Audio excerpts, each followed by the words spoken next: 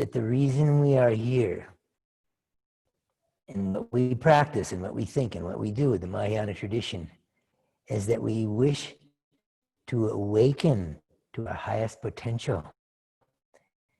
Because only when we are awake, more awake, will we be effective in benefiting all beings, including ourselves. So that's just a kind of paraphrase of the Refuge Prayer, which is Sangye, Chodan Soke Chonam Hwa, Tangchu Bardu Dagni Kyapsuchi, Dage Jensoge Vasonam Ki, Rola Penchir Sangye Drupa Sho. Yeah. So, go for refuge in time and light to this Buddha Dharma community by my practice of, by my listening to the teachings, may I become Buddha in order to benefit all sentient beings. And then the four more measurable thoughts. And we think about these right from the heart. The first one is love, Maitri. May all beings have happiness and the causes of happiness.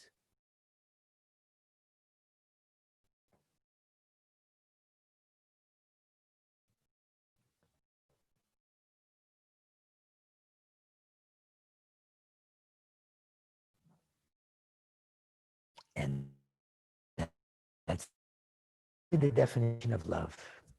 May you have happiness in its cause. And that's pure love, Maitri, unconditional. Conditional love is I love you because you're beautiful, I love you because you're nice. All the conditions are there. It's a bargain. But this is unconditional Maitri. And compassion, Karuna.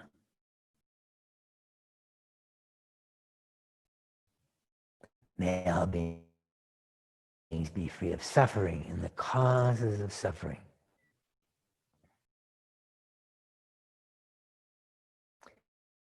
And as I mentioned yesterday, the more we understand the Dharma, now, of course, this is understanding the Four Noble Truths, the first teaching of the Buddha.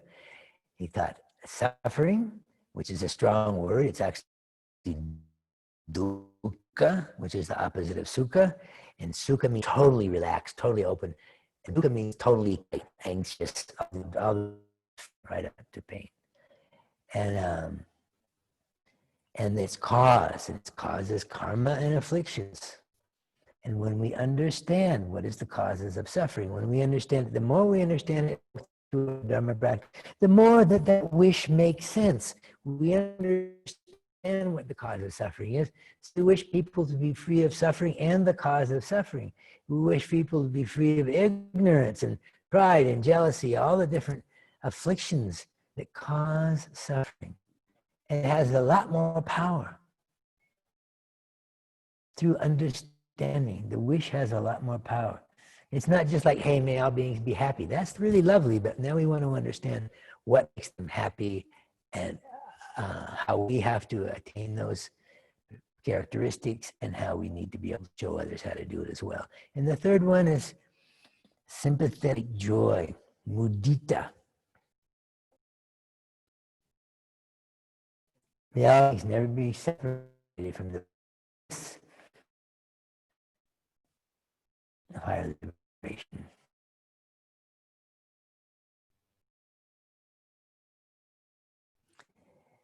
And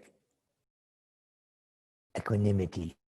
May all beings be free of attachment and aversion, greed and hatred. Okay, I'm going to read the Heart Sutra again. It's such a powerful tome. If you understand any of it, that's great. Otherwise, you should understand a few things in it anyway by now. Thus I have heard at one time the Lord was staying at Rajgir on Vulture Peak Mountain, together with a great host of monks and a great host of bodhisattvas. Probably some of you have been to Vulture's Peak, and if you've been to Bodh Gaya, usually we make the pilgrimage out there. And it's a real small space, how these thousands of millions of bodhisattvas fit on this little place. We usually go there and there's enough room for about 50 people and it's all taken up by the Chinese.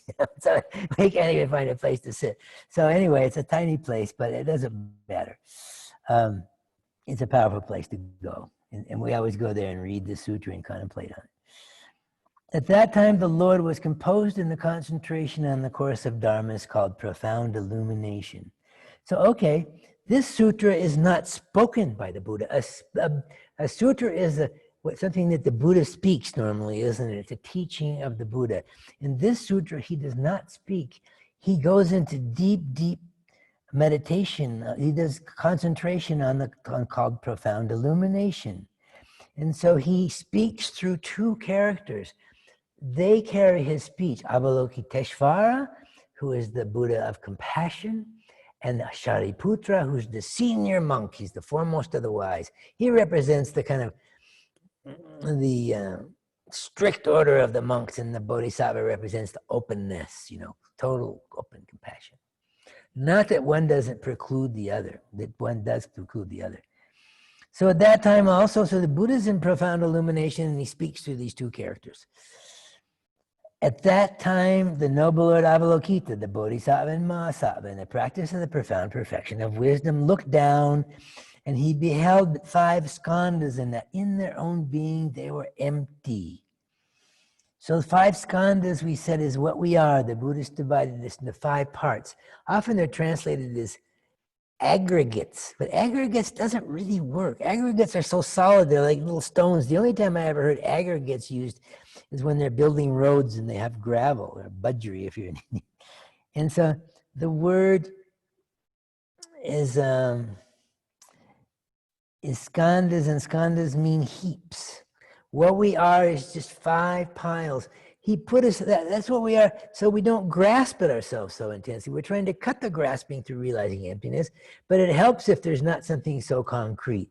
We're just a pile of our body, changing all the time. When we look inside the body, or when we dissect the body, or when we do satipatthana, we scan through it, and we just see it's just all this changing phenomena all the time. It's just a heap of sensations, etc., etc. And then the Buddha divided this into arupa, which is the body, and then the rest is all mind, and the mind's divided into 5 parts. If you study 2 parts, you divide into primary consciousnesses, which is the last skandha, and there's 51 mental factors, which you work with all the time, where we're trying to develop the positive ones: love, compassion, sympathetic joy. We just named some. And we're trying to uproot the negative ones: pride, jealousy, attachment, etc. So those are mental factors. They rise and fall in the mind. They taint the mind. Whichever, if anger is in the mind, your primary consciousnesses are also stained, so to speak. They're tainted. So we're working with mental factors all the time, but they're not always there. Even suffering, we're not always suffering. It's an impermanent phenomena. Sometimes we are, sometimes we aren't, even though you could say there's a fundamental underlying. So we're just these 5 piles, and as I said yesterday, after form, there's feeling and perception. And the Buddha gave an entire skandha to one,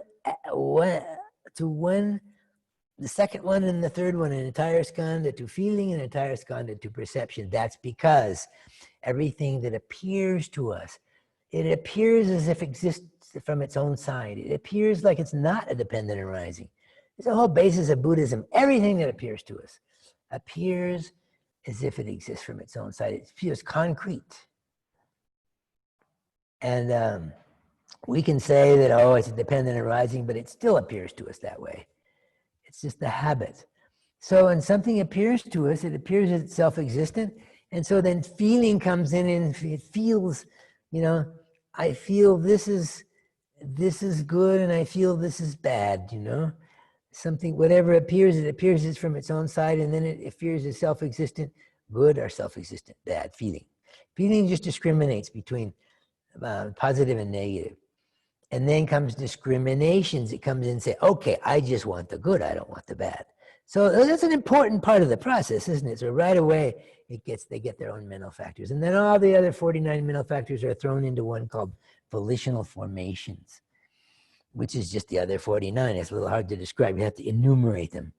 And then the last is consciousness. And consciousness means the 5 sense consciousnesses and and primary mental conscious, fundamental consciousness. So Avalokiteshvara looked down, and he saw that they're in their own being are empty. Every skandha depends on the other skandha. Every skandha depends on its parts. Every skandha depends on causes and conditions. Every skandha depends upon somebody knowing it, and every skandha at the subtle level depends on labeling.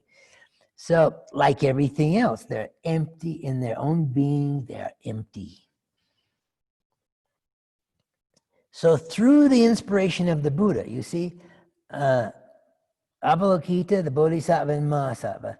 Now, through the inspiration of the Buddha, so Shariputra is set up through the inspiration of the Buddha, who's in meditating and says, okay, he kind of channels into Shariputra and sets him up to ask questions. He represents the individual vehicle. And of course, Avalokiteshvara represents the Mahayana. And so he's set up, because whatever he's saying, it's like the Buddha set him up to make those discriminations. And so, through the inspiration of the Buddha, the elder Shariputra said to the noble Lord Avalokita, the Bodhisattva and Mahasattva, how should any son of a good family train who wishes to engage in the practice of the profound perfection of wisdom?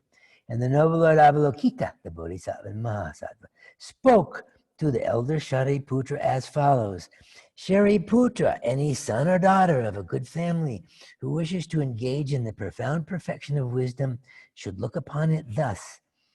He or she beholds the five skandhas, and that in their own being they are empty. Now here you have something very interesting. They're always wanting to edit. That's when the nuns, they want to edit it, and they want to say children of the Buddha. They want to make it, they want to edit it so it's politically correct in terms of men and women. But in the original text, it translates that the Shariputra asked, how should a son of a good family, which just means a Bodhisattva family, how should a son of a good family approach? And Avalokiteshvara answered. This wasn't added in to make it correct. He answers, how should any son or daughter? That was from the original, because he represents already openness. Of course, if it can't include women, it includes all sentient beings. So right from the beginning, Avalokiteshvara Bodhisattva is politically correct, no problem. But Shariputra, maybe a little more patriarchal side of things. So it gets corrected by Avalokiteshvara. It's interesting, these things, because you'll read a modern translation and they won't say son of a Buddha, son of a good family. They'll say children of a good family. But the original text is just fine. You have men bodhisattvas and women bodhisattvas. So Shariputra, any son or daughter of a good family who wishes to engage in the profound perfection of wisdom should look upon it thus. He or she beholds the five skandhas, and that in their own being are empty. Form is emptiness, emptiness is form. Emptiness does not differ from form. And likewise, feelings, recognitions, volitions, and consciousnesses are empty. All the five skandhas are empty, as is everything else. And it's so important to keep in mind that emptiness just means dependent arising, doesn't it? Emptiness and dependent arising are the same thing. We can explain why we use emptiness at some point. Because if everything is a dependent arising, it's being emptiness of being independent. So it's empty of being independent. So when we go through all the different categories, no this, no tongue, no body, no mind, no Four Noble Truths, no. It doesn't mean non-existent, it means non-independent. Always it means it's a relativity. So Shariputra, all dharmas are emptiness. Dharmas in this sense means phenomena. The Sanskrit word dharmas means phenomena. We use dharma for the Buddha dharma, but actually that's Buddha dharma. You could also say Christian dharma and other dharmas. It means phenomena. So Shariputra, all dharmas are emptiness. Everything that exists is emptiness. Everything. Lacking differentiating marks, they are not produced or stopped, not defiled, not immaculate, not deficient, and not complete. Therefore, Shariputra, in emptiness, there is no form, no feeling, no volition, no consciousness, no eye, no ear, no nose, no tongue, no body, no mind, no visible form, no sound, no smell, no taste, no tangible, no mental object, no I element up to no mind element and no mental consciousness element, no ignorance and no extinction of ignorance, etc., up to no aging and death. Likewise, there is no suffering, origin, cessation, or path, no Four Noble Truths, no wisdom, knowledge, no attainment, and no non-attainment.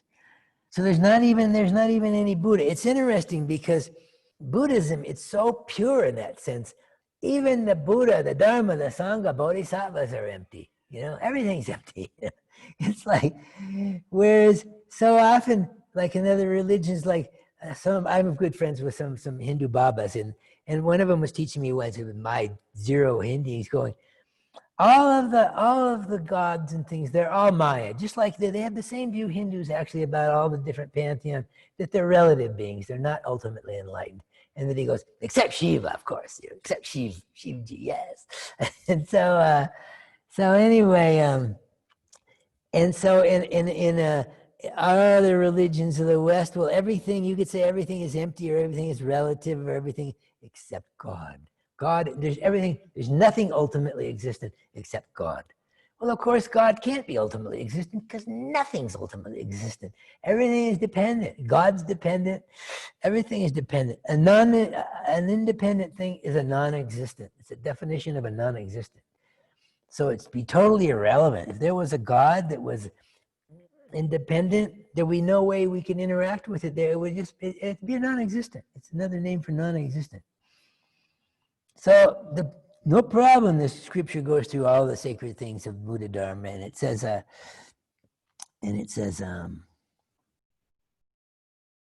how know this, know this, know this. And this is very relevant from the question we had yesterday about getting attached to the studies, getting attached to the Dharma. So it's another way. He reminds you that Buddha, Dharma, Sangha, all the texts, all the scriptures, they're merely dependent arising. It just helps from grasping too much. We grasp at things too much. We think they're so concrete. When something becomes concrete, wow, then the pain that comes when we grasp it and it changes becomes very concrete. Oh, my suffering. Oh, whoa, whoa, whoa, whoa. No attainment and no non-attainment, as I mentioned yesterday. Therefore, Shariputra, because there is no attainment, bodhisattvas abide relying on the perfection of wisdom without obscuration of thought, and so are unafraid, transcending perverted views. They attain in the end nirvana. So there's going to be fear until we realize shunyata, until we realize there's nothing to be afraid of, until we realize they worldly dharmas are all empty. Pleasure's empty, pain's empty, etc., etc. And there's going to be a fear that we don't get what we don't want. There's going to be fear we won't get what we want. And it's okay. We're going to have fear. So we should learn to work with that fear as much as we can. Little by little, we can see that there's nothing to be afraid of. Like with a child, you can go, okay, he's afraid of ghosts in the dark or whatever, and whatever the thing is, and then you calm them. Don't worry, it's just appearing that way to you, but everything appears that way, as if it exists from its own side. All Buddhas existing in the three times relying on the perfection of wisdom fully awakened to the highest perfect enlightenment.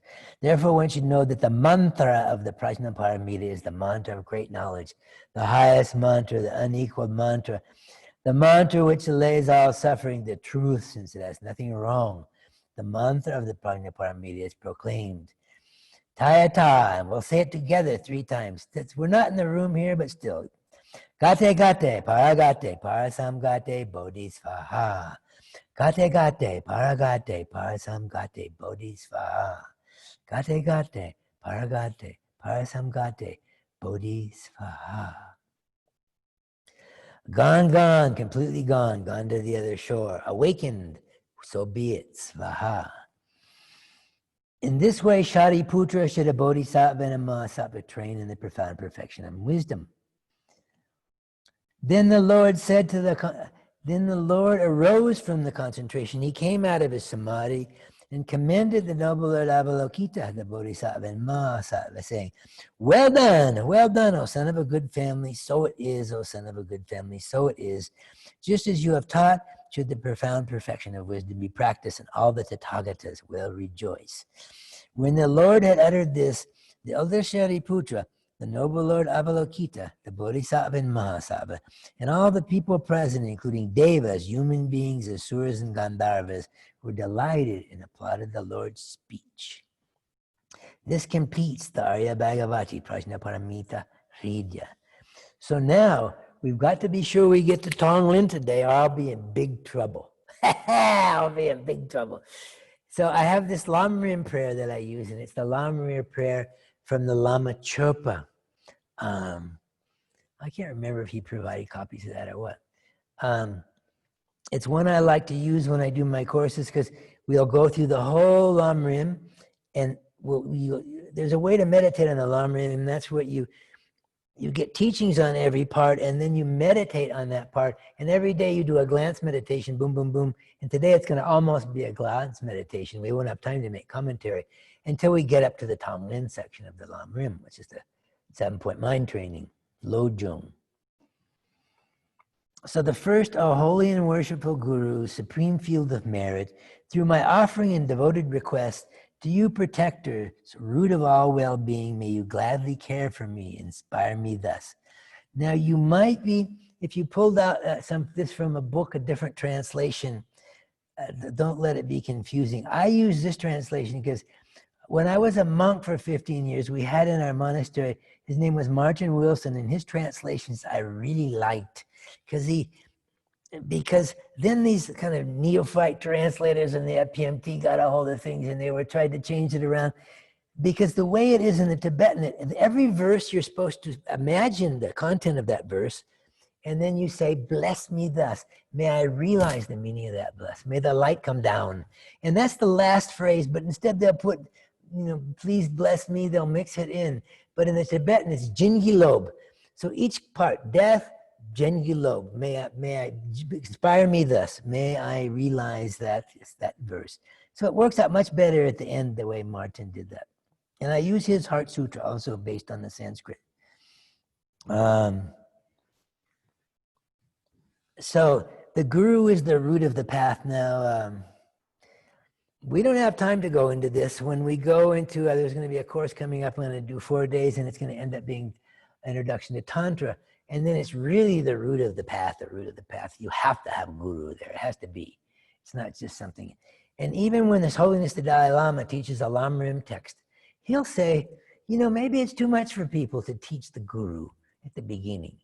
Because you'll read something like Ashvaghosa's 50 verses of Guru devotion, and if you step over the shadow of the Guru, you'll go to hell. If you step over his shoes, you'll go to hell. It's like, whoa, wait a minute. I don't know about this stuff, And people, and Dalai Lama was right. He says people bounce right off of that. It's almost too extreme, And so he says, maybe Guru is a bit much at once, and there's so many phony gurus and bogey yogas and so many problems with gurus and their disciples and sexuality.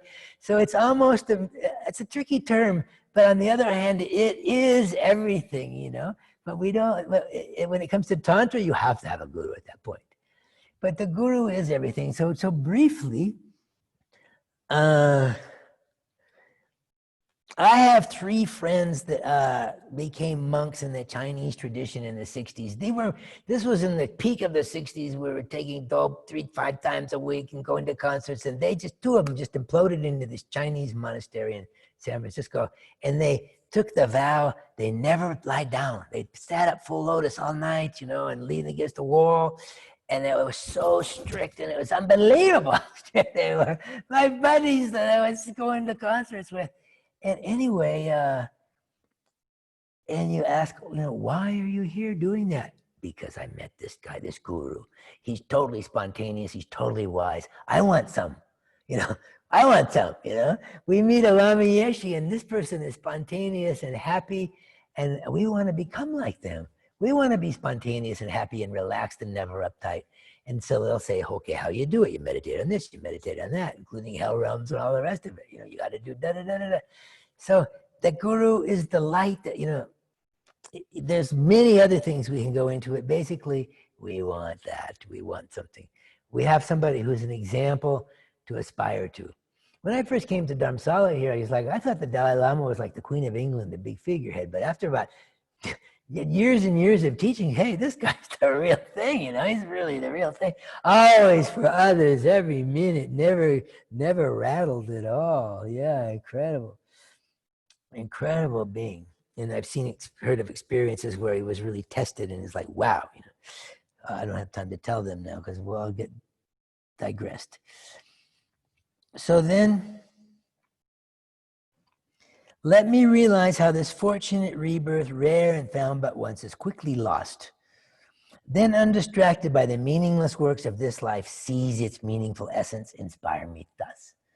And so here you have actually two verses. In this Lam Rim prayer, because it's a part of a tantric puja, people would already know all the Lam Rim meditations. So if you get the Lam Rim, they'll spend in the lower scope, which we're in now, you'd spend pages and pages and lots. So here you have two important topics in one verse. The precious human rebirth. Many people that I know in the Dharma, we heard about the precious human rebirth, and we heard about it again and again and again. 100,000 times we heard the story of the tortoise that comes up from the bottom of the ocean, you know, and it's every 100 years, and that's how rare it is to get a human rebirth, and to get a perfect human rebirth, it has to come up and put its head through the golden thing. People go, no, I don't want to hear that story again. And so we get complacent, but it's so important. When I used to teach here at Tushita in the 90s, we'd have a course with 25 people, a beginner's course. After every course, we got to go down and sit with the Dalai Lama and sit around in a circle and ask questions. And one time, a woman asked a question, what should we do about depression? And the Dalai Lama answered, he says, he said, if it's a chemical imbalance in the brain, I don't know. That's not my department, you know. But if it's depression as we normally know it, if you realize the preciousness of what you have, and if you realize that your fundamental nature is pure, that you have Buddha nature, you would never be depressed. It's not possible to realize how much you have and how much we should treasure it. And realizing that fundamentally we are pure. All the garbage is just waves on the top. Keeping that in mind, but we buy into the garbage all the time. We get so self-existent. Wow. So, and this just made the perfect human. Never more did I think, oh, here comes the tortoise story again. You know, it's like, yeah, so precious. Huh? Okay. If there's some in here, that's okay. I don't need that. So that's all I'll say about it now. Let's look at time. And then it's very skillful, the order of the Lam Rim, because if you meditate on the precious human rebirth and remember, what I have is so precious, it's such a treasure, wow, how fortunate I am. But, what's the next verse? Death. But, I've got this treasure, but death is definite. Its time is indefinite. What helps at the time of death? So the idea is like you should use it right now. You have what is precious, but you could lose it like that, you know? Death meditation is so important. Lama Yeshe said we should get a death injection every day because it keeps us practicing. We kind of think we're going to be here forever, but no, we get complacent. So death isn't to be morbid, it's to realize use the time well. It's even useful if you're falling asleep in the meditation and you're having trouble practice, just think about how you could be dead. You could be dead in 3 heartbeats and like, you know, yeah, I better wake up here and practice a little bit. So it's all laid out very skillfully. So these first 3 things of death, impermanence, you know, karma and its result, etc. In the Kargu tradition, they're called the 4 thoughts that turn the mind. The very first parts of the Lam Rim are these thoughts that are so important because they turn the mind toward the Dharma. But they're not beginning stuff. There's no such thing as beginning stuff unless we've transcended all that. No way, you know. So then. That's those 2. So let me realize that this rare and found but once is quickly lost. So then undistracted by the meaningful works of this life, seize its meaningful essence, inspire me to use this precious human rebirth. And then afraid of the blazing fire of ill destiny suffering, let me take heartfelt refuge in the 3 jewels and fervently strive to avoid evil and accomplish all the collections of virtue. Inspire me thus. So all these verses, this is all they have for the lower scope. it's a whole volume of the Lam Rim. So the lowest scope is working for happiness of the next life. It's not working for liberation, which is the middle scope, and it's not working for full enlightenment, which is the upper scope, the Tanglin, the Bodhichitta. So this is the last verse. They do the whole lower scope in 3 verses because it's a quick prayer. And so, afraid of the destiny of ill stuff, the destiny of suffering, being thinking about samsara and how we want to get out. It's like we don't want to just sugarcoat it. We want to get out. We want to get out, and so it's very important that that we avoid the fire of ill destiny suffering. And then we take heartfelt refuge in the 3 jewels and fervently strive to avoid evil and accomplish all the collections of virtue. So we strive to practice the Dharma. As I said yesterday, the Dharma, until we can get enough power of our mind through morality and practice and concentration, until we have the tool to investigate the mind and see impermanence directly and see emptiness directly, our job is to increase our positive qualities of mind like love and compassion, sympathetic joy, and diminish the ones of attachment and aversion, greed, etc. So that's our job. Avoid evil and accomplish the collections of virtue. As I said yesterday, the meaning in the first prayer, Sangye, Chodang Choki. Sangye means Buddha. Sang is the one who's already done it. He's already purified the mind completely. And Ye means he's accumulated all that positive. All the collections of virtue have been accumulated. It's a definition of a Buddha. It's right in the name Buddha. Excuse me.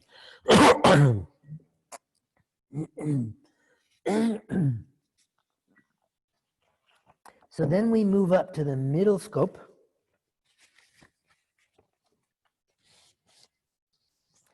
which is the goal isn't just to have a better birth, the goal is to be completely free. And those verses kind of attest to that. Frantically tossed by waves of defilements and karma, tormented by the many sea monsters of the 3 sufferings, free from this dread, boundless, great ocean of becoming, let a strong wish for freedom grow in me, inspire me thus. A strong wish for freedom. We have to keep that kindled. I want to get out. I want to get out of here. And then the verses are very apt. And the next one is like, this samsara, like an unbearable prison, I see as a charming garden. Rejecting this view, let me keep the 3 trainings and the store of Arya's treasures and grasp liberation's banner. The 3 trainings are, of course, the 3 baskets in morality, which means non-harming. Morality just doesn't mean like goody-goody. It means like not harming others, ahimsa. And then the middle scope, which is concentration, and then wisdom, the 3 trainings. So that's it for the whole middle scope. It goes pretty fast, doesn't it? Fundamentally speaking, the main point of the middle scope is to become free from samsara. So it means understanding shunyata, doesn't it? At the lower scope, we're just doing practices to accumulate positive karma, etc. And so that we'll have a human birth, a good birth again, a birth that's auspicious. We try to get a higher birth. And the middle scope is about releasing shunyata because we want to be free altogether. Here it has verses of aspiration. But the 2 main practices in the middle scope are the 4 Noble Truths. Suffering its cause. What are the causes? The root cause is ignorance. And we have to have the wisdom of shunyata to uproot ignorance. And so then we uproot all of the karma that's made unskillfully. So the 4 Noble Truths is about the middle scope of being free. There's nothing about the Bodhisattva path in the middle scope. I mean, in the 4 Noble Truths. It's the first sermon given by the Buddha in Sarnath, and it's about getting out of samsara. Like it's a Pali Sutra, but of course we use it. It's the first teaching.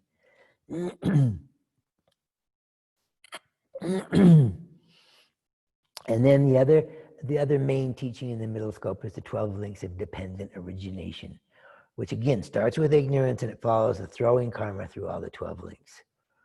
So if you ever get a chance, you can go through those and learn what they are. There's different kinds of karma, but that's a throwing of karma. There's throwing karma, which is the one that throws you into your next life. The last karma before you die, there's one that'll determine what you're going to be born as, and the other karmas will determine, the other aspects of your life. But the throwing karma will be to decide if you're going to be human, or you're going to be a god, or you're going to be a whatever. And it follows a throwing karma, the 12 links of dependent origination. There's a very good book on that called The Meaning of Life. It was by His Holiness the Dalai Lama. It was a teaching that I was lucky enough to attend in the Camden Town in London. And it's his explanation of the 12 links. And also, he taught Mahamudra during that time. I was a monk. We all went up to London with our robes and everything, and went to the Camden Theatre. We'd take the subway, and we were wearing our lay clothes, and we'd whip on our robes so we could go in the teaching and be properly dressed for the Dalai Lama's teaching. So anyway, so now we're moving into the higher scope.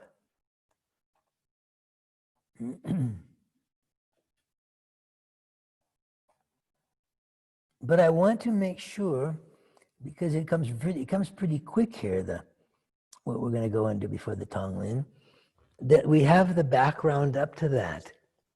A lot of what we covered yesterday, there was actually quite a bit there. So it opened basically with we grasp at things, we're looking for happiness and we don't find it. We grasp at things and we realize that there's no satisfaction in grasping at things, because of their nature. They're impermanent. We grasp at things, and because things change, the more we grasp, the more we suffer when they change. Whether it's a relationship or a car or a vacation or whatever it is, or this body. And right there you have the four seals. It's the fundamental teaching of Buddhism. What makes something Buddha Dharma or not, that it has the four seals: impermanence, emptiness, afflicted minds lead to suffering, and the removal of those afflictions is now nirvana, peace. And as I said, that's very important to know that, because when we're taking refuge in the Dharma, we're actually taking refuge in understanding impermanence, emptiness, understanding that the afflicted minds lead to suffering, and understanding that if we remove all of those afflictions, we're free. But as Mahayana practitioners, it's very, very, very important that we generate the Bodhichitta, which is coming now, before we realize shunyata. Because if you realize emptiness and become an arhat, then you abide in some kind of arhat samadhi for countless lives, until something comes along to wake you up. There's all kinds of myths about who knows what happens, but the idea is because when you realize emptiness and you're free from samsara, you cut the I, you cut the false self, the one that never existed. And then you also cut the volitional factor of the mind. I'm going to do this, I'm going to go there, I want to do this, I want to do that. There's no sense of I anymore that says, I'm going to do this, I'm going to go here, I'm going to go there. So actually, in that state, you take the bodhisattva path and all of the trainings of a bodhisattva, because you've cut off the volitional factor of the mind, you've replaced that with bodhisattva activity. All your activity is based on your bodhisattva vows. I will do this, this, this, this, this, That becomes the volition of the mind, the substitute for the other one. But if you realize emptiness first, that sometimes it sounds like they're putting down the path of the Theravada or the individual vehicle. Whoa, that's just crazy, because it's such a high realization. It's inconceivable. There's good chance there's no arhats, It's any Arya Bodhisattva. I mean, there's got to be a few, but it's very, very rare to have that realization. So it's not putting it down. It's just the Mahayana view is like, why go into the acquiescence of nirvana when we can strive for full enlightening? Is it possible? In the Theravada tradition, they say that It's only of some people that are not like selected, of course, but have the qualities to actually go ahead and become a Buddha. But the Mahayana says anybody can be a Buddha. The Shakyamuni in his past lives, you can go through the Jataka tales, had all kinds of regular past life beings. So we can all do it. So if you can do it, why do anything else? But sometimes what's attractive is that you can become an arhat in 7 lifetimes of practice. And in the Bodhisattva path, it took 3 countless eons for Shakyamuni to become enlightened. And you know what an eon is? According to the ancient, the Buddhism doesn't teach cosmology. Buddha said, I come to teach 2 things, suffering and the end of suffering. He didn't bother about cosmology. But they used the Hindu cosmology, this beautiful cosmology that was existent at the time of the Buddha. And a countless eon, a great eon in the Hindu cosmology has come 1 breath of Brahma. And you know what a breath of Brahma is? You've heard about the Big Bang theory? You have a Big Bang, the universe expands out to its furthest limit, this universe, and it comes back and contracts. That's 1 breath of Brahma. That's seriously big time, the life of a universe. They thought really big, they do cosmologies. And so 3 countless eons, and think of 3 countless eons of having to practice the Dharma, no, like no. So sometimes it's tempting. I have a friend of mine who was a Buddhist with Master Hua, one of the 3, with the Chinese temple. He says, I just want to get out, no room in my boat for anybody else. He would joke about it. I just want to be free, I'm an arhat.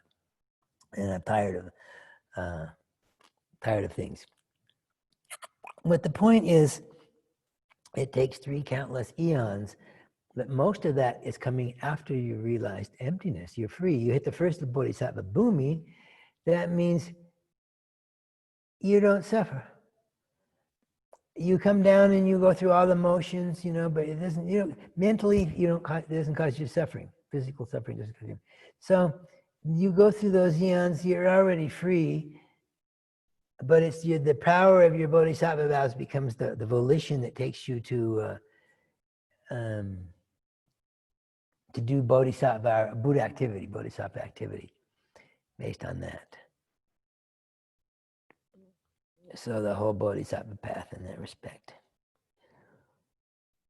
So anyway, we did that yesterday, and that's a lot. That's a lot, actually. Why it's worth reviewing. So we know what the 4 seals are.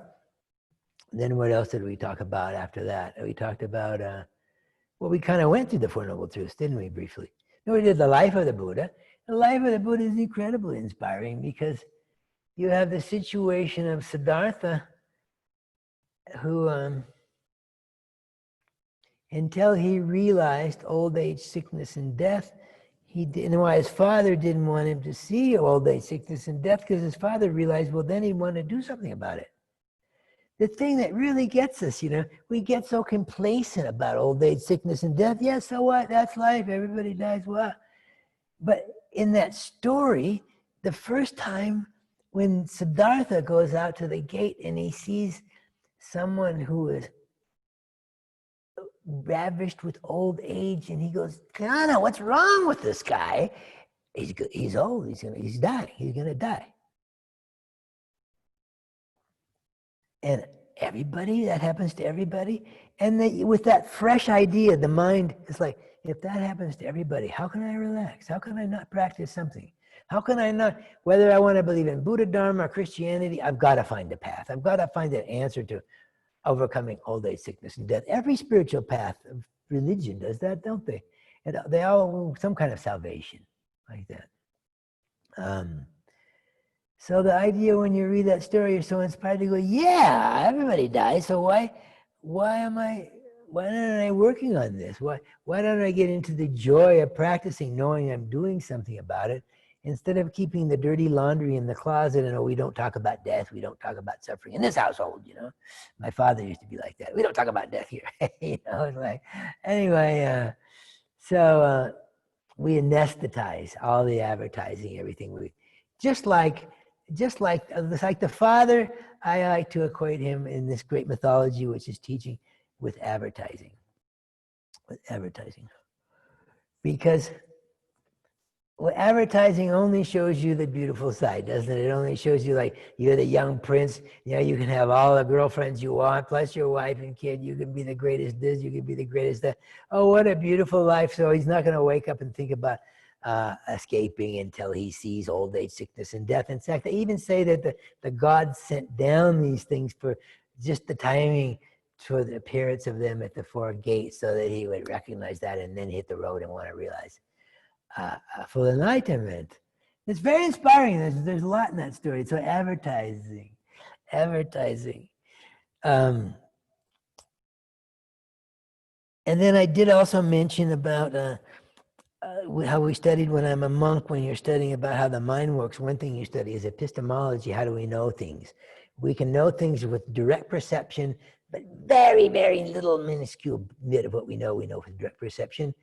And we can know things from inference a bit more, but almost everything we know is because we're told, we believe in it, we have faith, whether it's science or geography or everything else. So it's good to be aware of that. It's good to be aware of that. Why should I believe in Australia? Why should I believe in these other things? We believe because we believe the source is pure. We believe that scientists don't lie and all this stuff, whatever. And yeah, but when it comes to a spiritual path, well, I don't know. I don't believe that. I don't think that. So prove it to me. So it makes things a little more even. It makes things a little more even to realize that I'm taking this on faith, and then slowly you might see that sometimes in science, even something you take on faith, the paradigm changes like that. So, and it makes it more things like rebirth that are hidden phenomena and karma, which is a hidden phenomena. It makes them more reasonable because everything that we know we're taking on faith, and somehow the source of when the source is the Buddha or the Dalai Lama, one of these beings, we think, oh, this person doesn't seem like they're lying. They seem to be working for our benefit. It's not to gain something.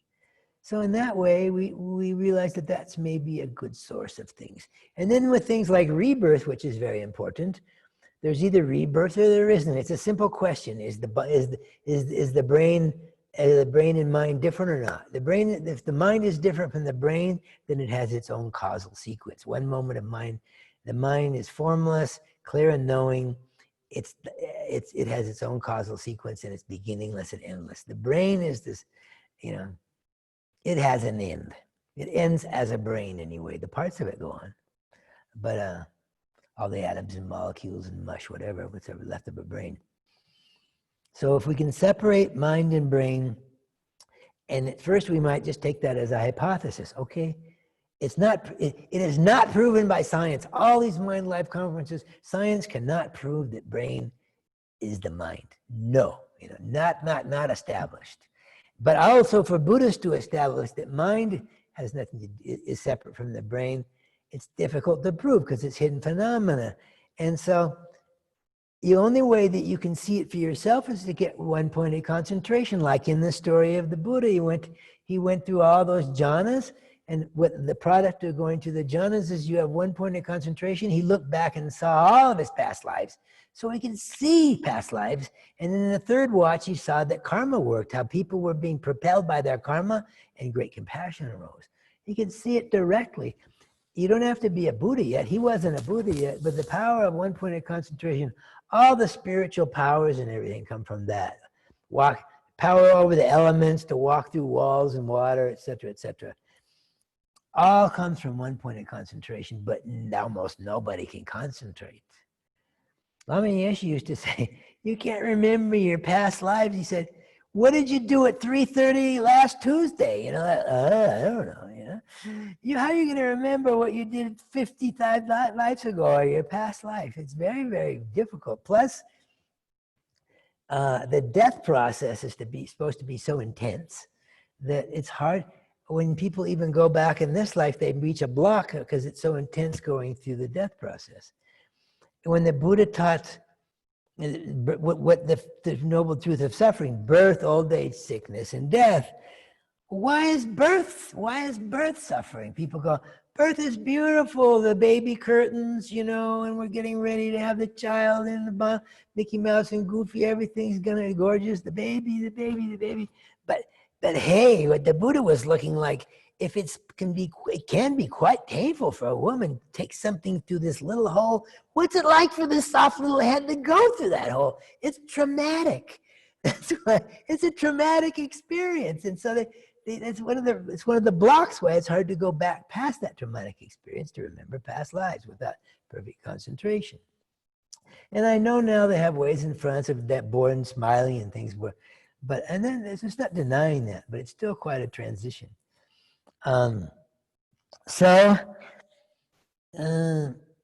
That's why the Buddha said that birth is suffering, because you do it again and again and again and again, and then you get tired of being reborn. It becomes part of the samsaric cycle, the gross samsara. Going around through these realms is gross samsara, from hell realm to ghost realm, The real definition of samsara is the 5 aggregates, the 5 skandhas under the power of delusion and karma. That's the meaning of samsara, not these places. We're in samsara, it's not a place. When I did my first Kopan course, like this is nirvana, but Kathmandu samsara. Kathmandu is where you smoke a chill and make love with your girlfriend and eat pie, It's like, that's samsara down there. Oh, no, it's not like that. Oh, it's so samsara. No, samsara is this body-mind complex under the power of delusion and karma. These are very basic points of the Dharma. So I touched on them yesterday, and I'm reviewing them quickly now before we go into the higher scope. And there's something that you can study for a long time and become more and more deep. So, for example, we can't prove that the mind is the brain, and because it's not scientific, you can see it. The Buddhists can say, or anybody with one point of concentration can see that. You don't even have to be a Buddha to see that there's past lives. But that's not scientific because it's subjective. You're seeing it yourself. You're not doing it through it. And so it doesn't count, scientifically speaking. But there's plenty of people who can see past lives. But then you're taking it on faith. So then it kind of has to do with certain experiences we have. You can read these books. There was this guy out of the University of Virginia for years, and I can't remember, he did 20 cases suggestive of rebirth, and the child remembers all these things. And it's almost impossible to not start leaning toward that there's rebirth. Or Mozart, as I said yesterday, I think. Mozart, you don't write piano concertos at 4 years old. No, you can't study music that fast, even if you're really good. It came from somewhere. Boom, boom, boom. And experience people just comes. It must be a past life experience. Doesn't prove it, but it starts leaning things toward that side. Why I believe unequivocally in rebirth is because when I visited my friends in this monastery in San Francisco, my 3 friends who had been, 2 of them particularly at that point, from being my dope buddies and everything in the 60s, and they ended up in this place, and I thought I'll go check them out. I went down to San Francisco, my little Volkswagen. This is 1968. This is West Coast peak time, peak time of what's going on there, of the 60s. And so, in fact, I even went to a Jimi Hendrix concert. It was just across in Marin County, and I was tripping, and I thought I'll go check them out. And I went into this monastery, and I walk in, and like, boom, this feeling was there. And they were chanting the Diamond Sutra, and they were bowing down, ding, ding, ding, ding. And then this abbot, this awakened being, he comes up and he goes, "You understand?" And I go, "No, but I like it." I knew then I was going to be a monk, but not in that tradition.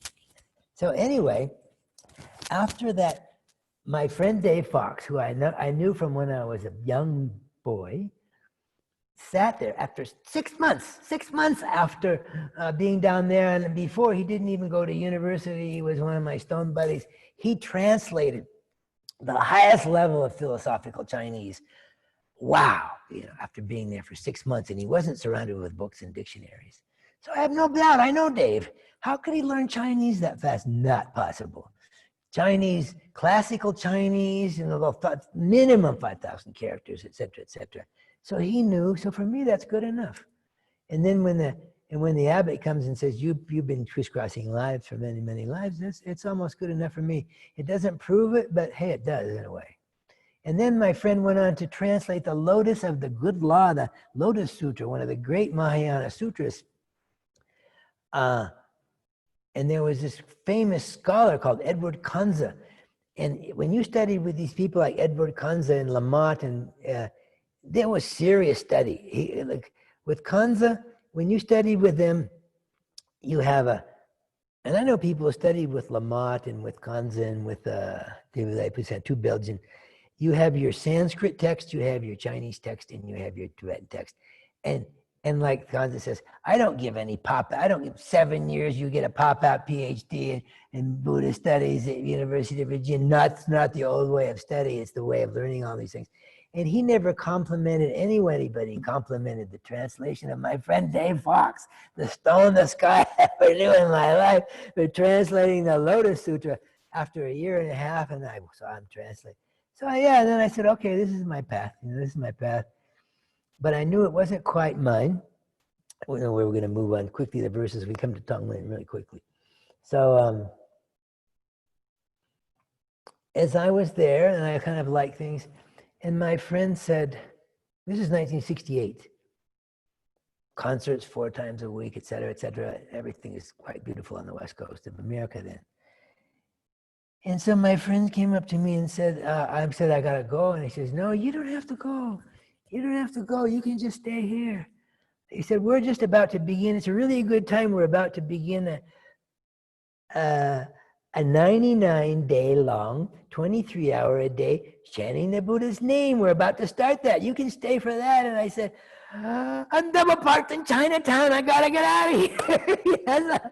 It's like, whoa, no, okay, not right now. I have to go back up the coast for a couple more years of drugs, sex, and jazz, whatever. Then we'll think about. Then I went to India, and then I discovered and wanted to be a monk. And I knew that I wanted to be a monk, but that wasn't quite my tradition. The Tibetan tradition, a little more cool in that respect. So anyway, that was my experience early on with friends of mine in the Dharma who first introduced me to some things in the Dharma. So now we're going to move into the verses here. And I guess I need these things again.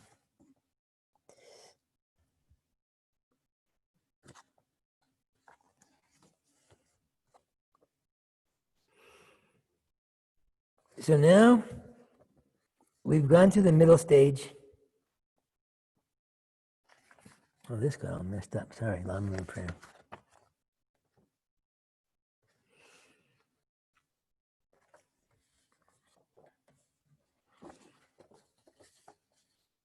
And we're moving into the Mahayana stage, and it comes very quickly. So it's training the mind in the superior person, generating bodhicitta. Generating compassion. The foundation of the Mahayana. Thinking how all these tormented beings are my mothers who've cared for me kindly again and again. Let me develop unfeigned compassion like a fond mother's for her dear child. Inspire me thus. So the first thing we come to Mahayana is like I said before, why become an arhat? What about all these other beings? I must awaken in order to benefit all of them. That's when it comes to bodhicitta. And thinking of all these beings who have been my mothers. You get this a lot in the early scriptures. Everybody's been my mother, every being's been my mother, had every possibility, so it must have been the case. And some people have trouble with that. I'll explain that in a second. And like a fond mother for her dear child, inspire me thus. And then we move into the 7-point mind training, which is the source of the Tonglen. Meditation on the exchanging self of others through the 7-point mind training.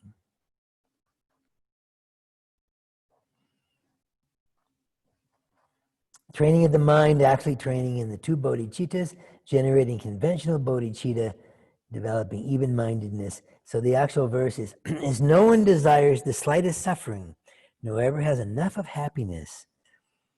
There's no difference between myself and others, so let me be glad when they're happy. Inspire me thus. So what this is, before you can practice bodhicitta, there's 2 methods of practicing bodhicitta. The one in this text is the one of exchanging self with others, of which the 4th step is the Tonglen practice, the highest part of it. But there's another method for generating bodhicitta, and it's called 6 causes as 1 result. And But before you can practice either method of generating bodhicitta, you have to do called equalizing self with others. So in this verse, the first way of equalizing self with others is that everybody wants happiness. No one wants suffering. We're all equal. The most evil person that we would ever meet, friend, enemy, whatever, they all just want to be happy. They're just maybe deluded, but we're all equal. So everybody, we honor that. Everybody wants happiness. They don't want suffering. So that's a reason to work for every being, because that's what they want fundamentally, whether they're good people or bad people or whatever. So if we see that in the worst situation, we think someone's really horrible cantankerous, they just want happiness. They're just really confused about where they're going about it. That in itself can be quite compassionate. So the three methods of generating equanimity before equalizing self with others, that's the first method. Seeing all beings want happiness. And you know, it's funny because it sounds so basic, doesn't it? It sounds like so basic. But when the Dalai Lama is giving a teaching, I've been to many of his teachings here, and it's saying he's giving a teaching on Nagarjuna's 23rd chapter of the Middle Way, and they have all of their texts there, and they're all ready to study. The great Geshis are there, and these are the great scholars of Tibet. And what does the Dalai Lama say? The very first thing he goes, all beings want happiness. Nobody wants suffering. That's what he says at the very beginning. He starts it out with equalizing self with others, keeping it at least equalizing self with others, which you need to have as a prerequisite for bodhicitta, for wishing to save all sentient beings. You have to equalize yourself with all sentient beings. Otherwise, you slide back. And the second way of generating, equalizing self with others is friend, enemy, and stranger. Maybe you've done this meditation. You visualize a friend in front of you, and you think this person, first an enemy, and then you think, well, this person isn't always been my enemy. In past lives, they've been my friend, they've been a stranger, et cetera, et cetera. Again and again and again, we've had all these relationships with this being. And so this particular method requires as its basis believing in rebirth. It doesn't work very well without rebirth. So, and that's why the third method is most profound, because it's based on emptiness. So then we go to the friend, and where the friend hasn't always been my friend, and then sometimes it's my enemy, and sometimes a stranger.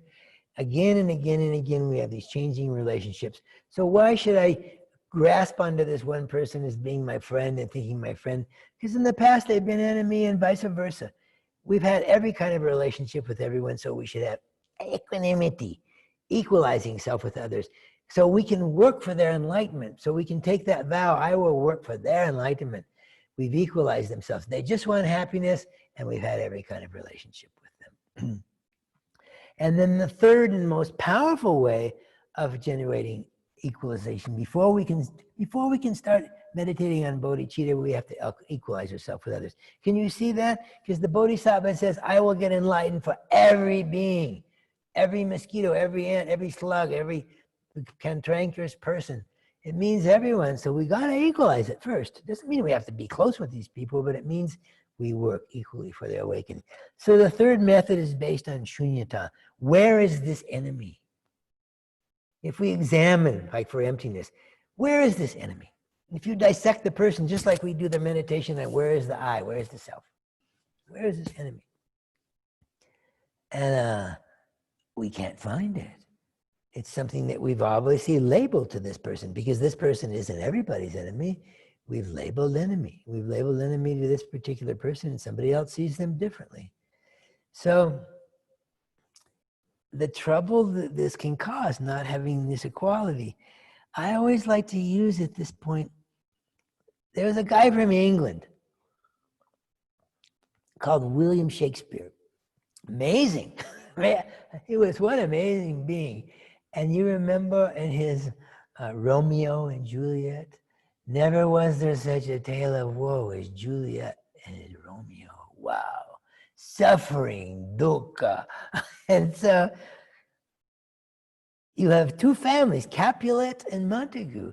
And I think it's Capulet for Romeo and Montague for Juliet. And because they have this different name, because they have this different family, Romeo can't have his Juliet, and Juliet can't have their Romeo, and they're suffering so badly. And so Mercutio, when he realizes he can't have his Julio because he's a Capulet, because of this name of this family, he's talking to his friend Mercutio, and he goes, where is this curse, this name, this Capulet? Show me where it is. Show me where is this Capulet. I will cut it out right now. I will get rid of this curse. This is exactly Buddha Dharma doing this meditation. All my problems come from a name, from this name, a merely named Capulet. There's no basis for it whatsoever in me, my nervous system.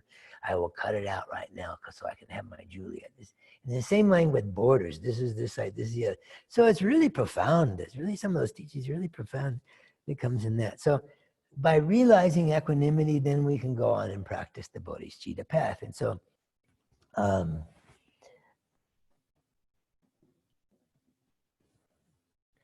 I'm going to go quickly through the 6 cause and 1 result. And then, which is the method, there's 2 methods of generating bodhicitta. The one that's in this one is exchanging self with others that ends in Tonglen. And there's another method that you probably had if you've been around for a while.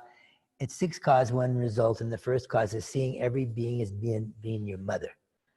Everyone's been your mom, you know? And people go to their first meditation course and they go, one, it's pretty crazy to see everybody's being my mom. If I saw everybody's being my mom, I would hate everybody because I hate my mom.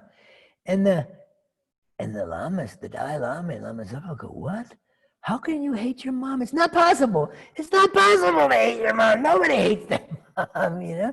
It's inconceivable. They're not better people than we are fundamentally, but in that culture, in an Eastern culture where you honor your mother and your father very deeply, filial piety, there's no way if you hate your mother.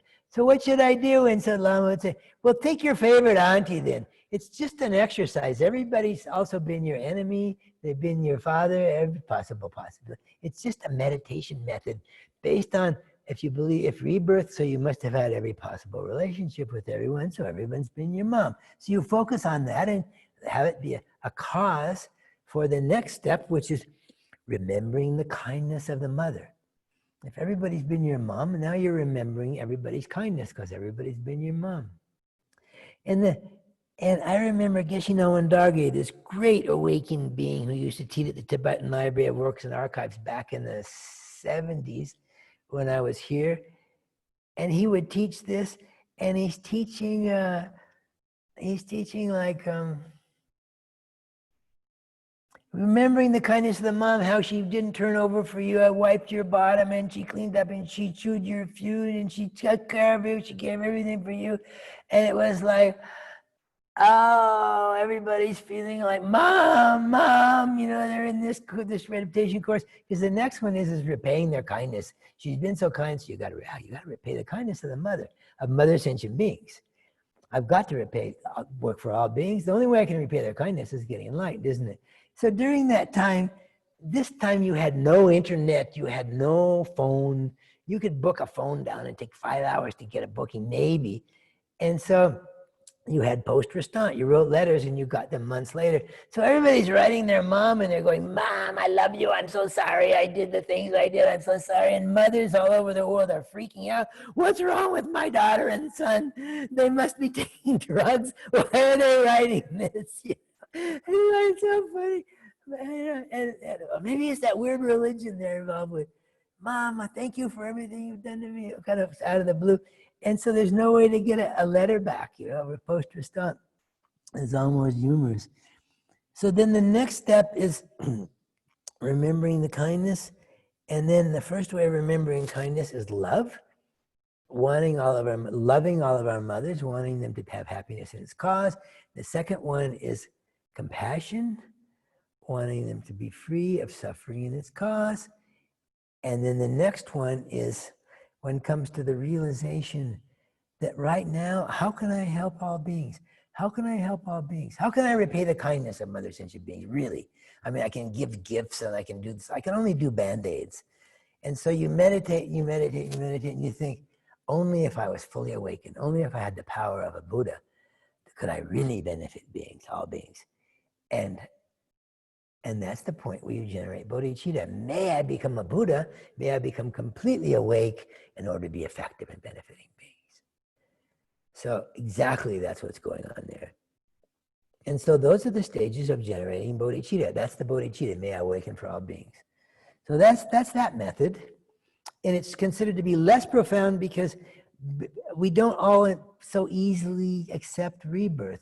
But it's impossible not to accept shunyata. Shunyata is not a hidden phenomena. Everything that exists is dependent on its parts, causes and conditions, etc. It's very obvious that you could tell that to anyone. They might not realize it, but yeah, show me one thing that's not dependent on causes and conditions, its parts, knowing it, etc. It's not a hidden phenomenon. The things are dependent and arising. It's not a hidden phenomenon. So then we go to then we go on to the 7-point mind training, the exchanging self with others method. So the first one, this chronic disease of cherishing oneself is the cause of unwanted suffering. Seeing this, let me lay blame on it and begrudge it and destroy the great demon of self-grasping. Inspire me thus. So cherishing oneself, the self-grasping attitude, is what keeps us from generating bodhicitta. It keeps us from enlightenment. Now, going back to the middle scope, believing in a self that never existed, this I, that's what keeps us from in samsara. But we realize the emptiness of that, we become an arhat. But on top of that, this delusion that I exist separately, then we start to cherish ourselves more than others. That's where we're on the Mahayana path. So let me lay blame on it and begrudge it and destroy the great demon of self-grasping. Selfishness, self-grasping is the demon that keeps us from being awakened. And we do just the opposite. Everything is for me, everything this is going to make me more happy. I've got to have happiness. The more I get, the more I'll be happy, et cetera, et cetera. Always working for that. Completely wrong view, but it's really hard to see that that this self-cherishing is really the problem. It's really the problem. When it's removed, it's a whole nother level. And then there's examples of just self-cherishing, how it causes all kinds of problems. One example I like to use is driving here in India. I drive, And so you see it fairly clearly when you get behind the wheel of a car. You see the self-cherishing mind, because you'll get when there's no room. One time I was coming to my scooter and down in the main square, before there was even much traffic, there was a gridlock, and nobody moves. There gets to be 1 inch of space and somebody moves into that inch. Or somebody's coming for you and there's a narrow part and they come racing up and block it because they want to get there first. If they wait 3 seconds and slow down, both will get through, because the self-cherishing is so strong. There's not even the realization that how it's causing you more suffering to self-cherish and want to get there a little bit quicker, because if you went a little slower at that instant, both people could go. So it's really a macrocosm, isn't it, for this driving, how we can get so upset about things and so selfish. It's just how selfishness doesn't work. It doesn't work out on the road. It doesn't work like that, because nothing works, because everybody's trying to be for the me, parking anywhere, etc. So it's very true. This is like a way that I could see that. And then contemplating the advantages of cherishing others. To cherish one's mothers and seek to place them in bliss is the gateway to endless virtue. Let me see this and know these beings rise up as my foes, hold them dearer than my life, inspire me thus. The advantages of cherishing others.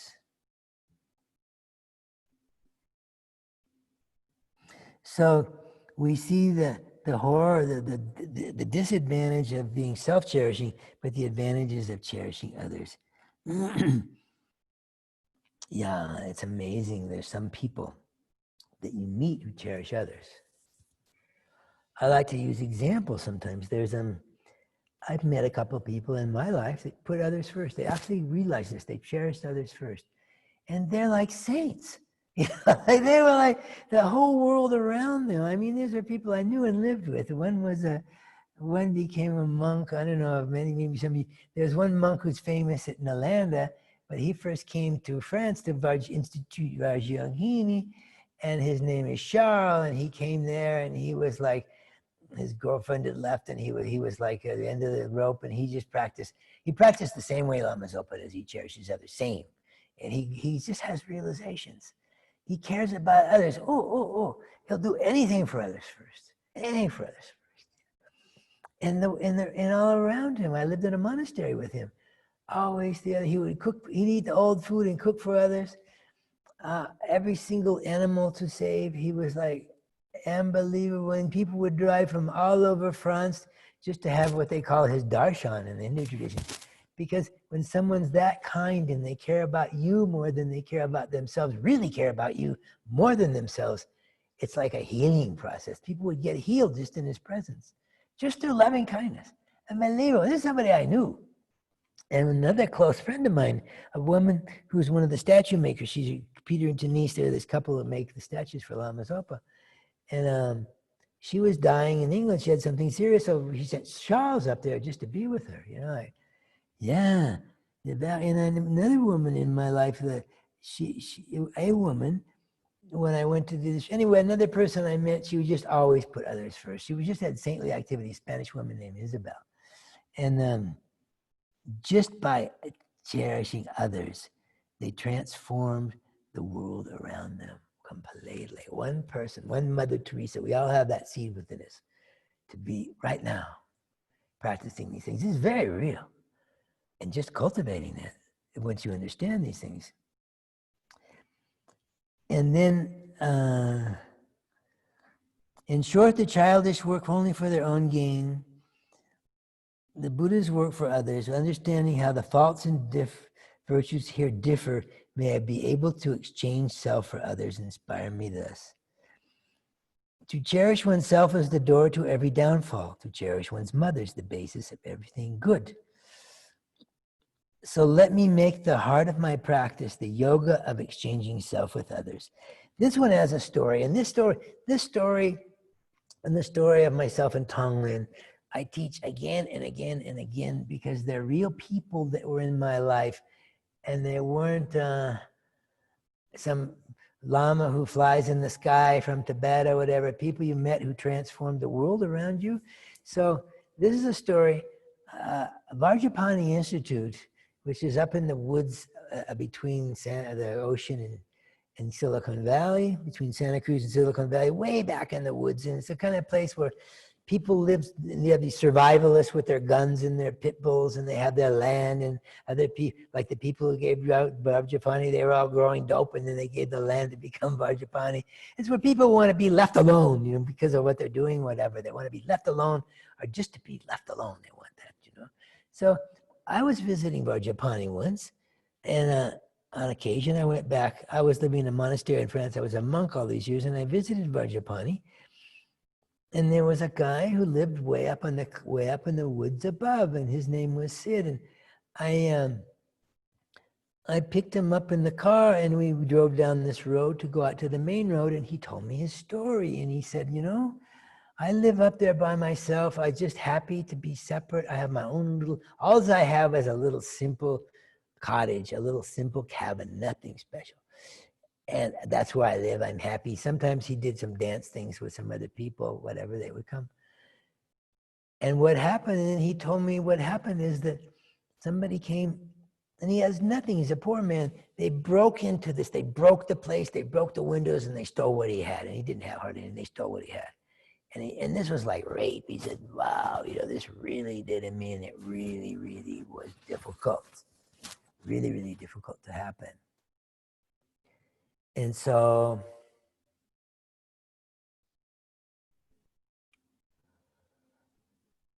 he said, well, then he got it all put back together, and then he said it happened again.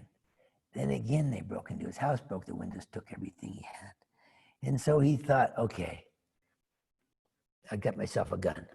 yeah, I gotta get myself a gun. So he got himself a gun.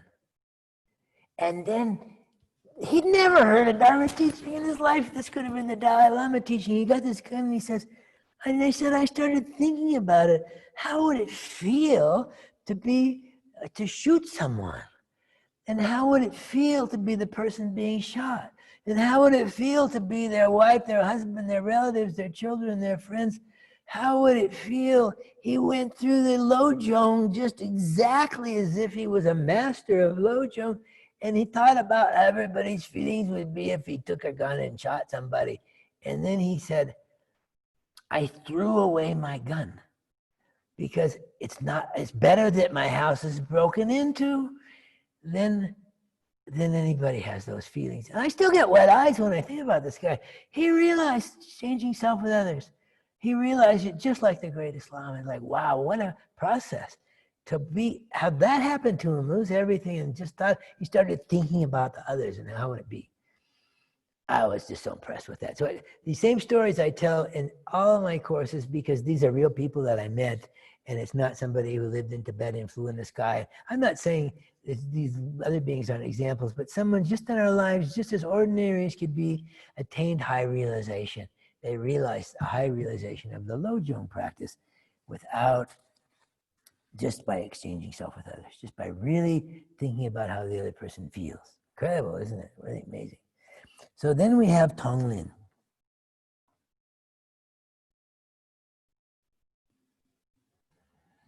Therefore, worshipful and compassionate gurus, let all the karmic obscurations and sufferings of mother migrators ripen on me now, and let me give others my happiness and good deeds. So all sentient beings have happiness. Inspire me thus. So the ways we practice, it's too bad because we're not here. I can't tell how many people have practiced Tonglen, know what Tonglen is, whatever. But anyway, there's two main ways that you practice it. The way that it was taught by Lama Zopa Rinpoche, and it's not because it's Gelo, also Tenzin Palmo, a lot of them that's common is that you, since what keeps us suffering, what keeps us from bodhicitta is the self-cherishing mind, isn't it? It's the me, I. Now, it never existed. The basis for the self-cherishing mind is the mind that never existed, the intrinsic mind that isn't findable. The one that we've eliminated to become an arhat, we realize that it isn't there, and then we're cherishing it. So the basis doesn't even exist. It's just, and so in this method, we visualize the self-cherishing mind as kind of like a lump of coal, a big black lump, kind of next to our heart. Just this heavy lump, the eye, this black eye, is a heavy weight that we carry. Me, first me. And so then we breathe in, we imagine the suffering of other beings, and we breathe in that suffering in the form of everything bad, everything toxic, black, everything we're viscerally trained to avoid. Toxic pollutants, black garbage, gunk, all the poison, mental, physical, we breathe it in the form of this black gunk. And we breathe it in, and we don't ingest it into our body. We give it straight to this self-cherishing. We give all the poison. It's the ultimate jujitsu, it's the ultimate method. And we give it to this lump of coal, the self-cherishing, and it just explodes into smithereens, and it's just non-existent. Dust into the air. Boom, we do that with the power of the breath. And we breathe that. We do that exercise and direct it. We set it up. You have to set it up for a while to do that. And we breathe it in, and that's the way you practice the method. And then when the self-cherishing is dissolved, we realize that we have boundless compassion. We have boundless good qualities. We give away all of our happiness, our good qualities, everything we have that's good, we give it back to those beings.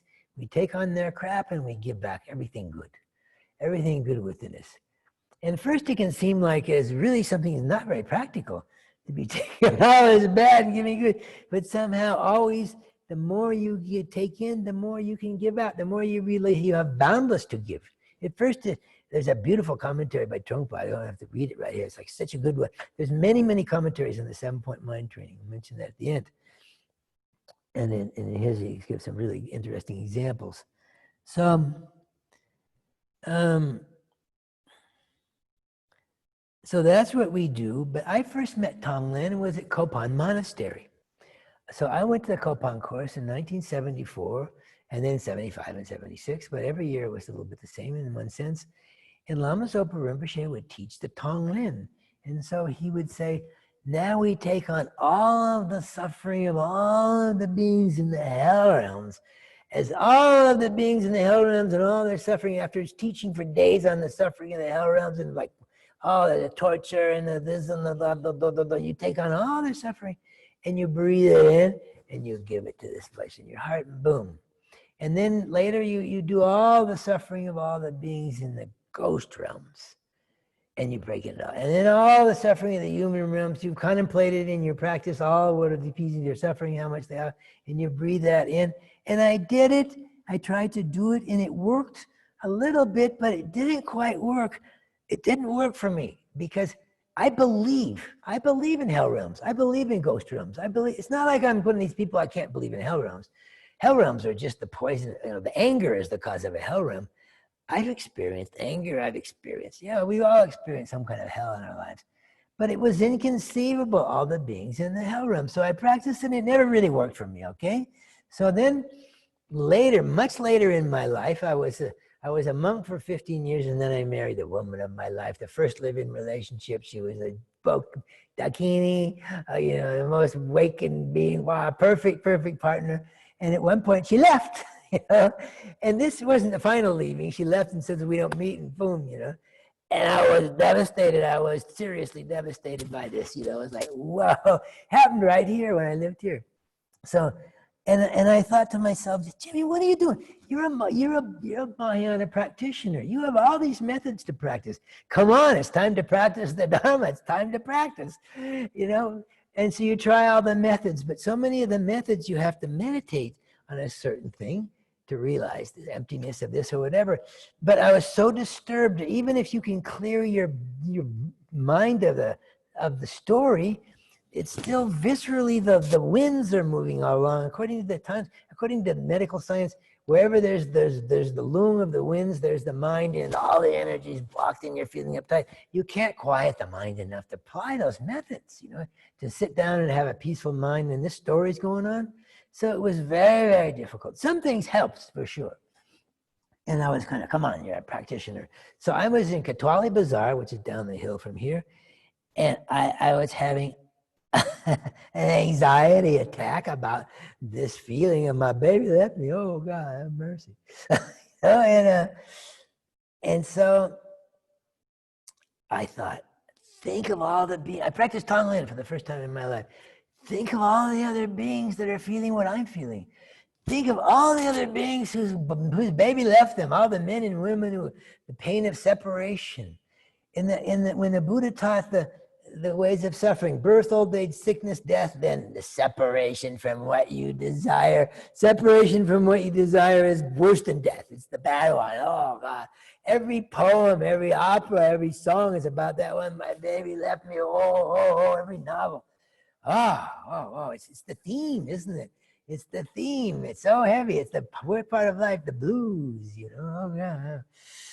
The blues is just a cold gray day and all night long it stays that way.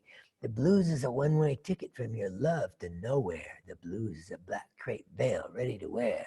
That's not the Buddha teaching. That's Duke Ellington. Boy, this expresses it, doesn't it? The pain of separation. So anyway, I could think perfectly about the mother brothers and sisters out there that they're going through this. And I breathed in all of their suffering and I breathed it down and I could perfectly imagine it because I was feeling the same thing they're feeling. I was totally identified with them. Easy.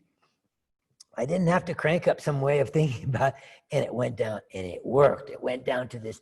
You don't have to visualize a lump of coal when you got a broken heart. You kind of going around with a lump there all the time. It's heavy-hearted, whatever you want to call it. And so I breathed it all in and it like, relief. I took on all their suffering and it worked. And then I gave them back all my happiness in life and realization.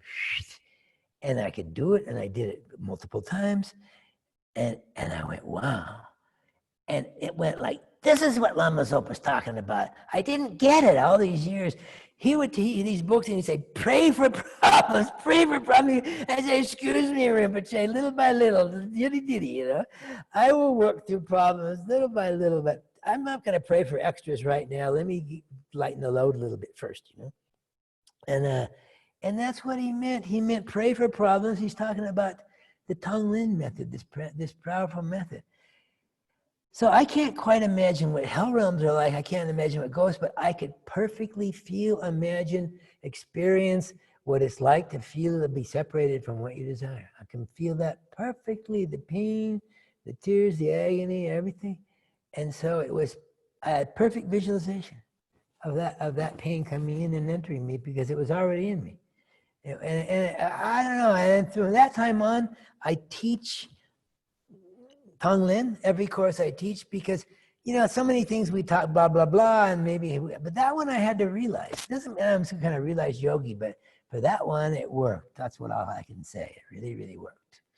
When everything fell apart, Tonglen worked. And it's so easy because you don't have to read Dharma books. You can just listen to a blues tune or read a novel or watch an opera where all this drama builds up about separation. And you see it. You have the most beautiful enactments of this pain of separation throughout all of literature, art, and song, don't you? So, plus one's own experience. So that's something that's really experienced within the Dharma experience of having that work really, really worked. So, yeah, it's really, really... really, really, I can't say, except for that it worked. Yeah, so we get to Tonglen when that's the pinnacle of the Mahayana method path. There's a lot more, we can go through the text, we won't, to the rest of the steps, because that goes all the way up to Tantra and stuff. Then it gets into the paramitas. But as far as the practice goes, it's the peak of the 7-point mind training, really. The 7-point mind training came from the Kadampas, from Atisha. He brought Dharma to Tibet. So anyway, that brings us through that. I think we should meditate on it at least for a few minutes. There's another method that you can use that some people do, that you just breathe in, like Trungpa talks about, you breathe in any old bad and you breathe out any old good.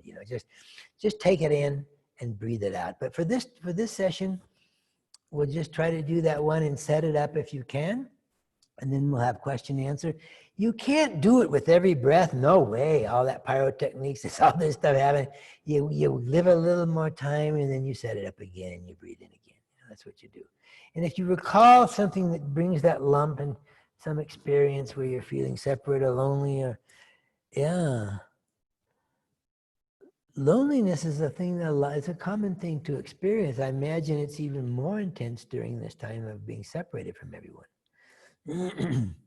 And so what I tell people, they don't have to do it like I did when I'm teaching in a class. I say, if you can't think of something, remember some loneliness and then breathe in all the loneliness of everybody else. It's like something that works for you,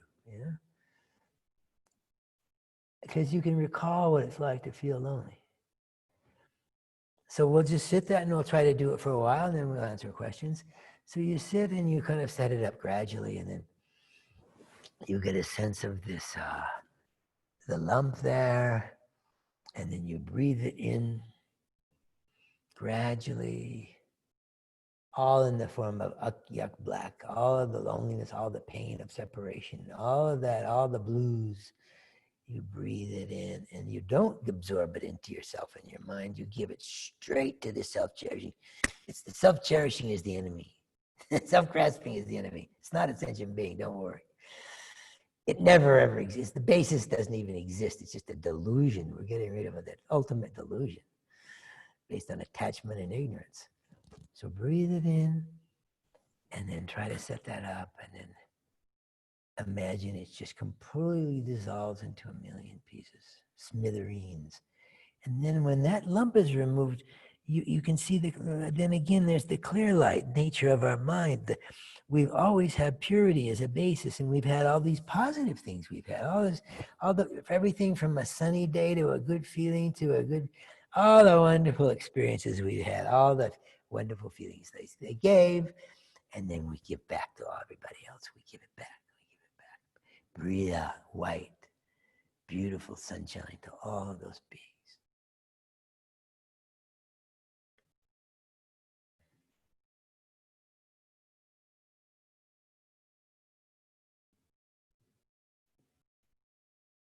And I'll give you a couple of minutes to do that.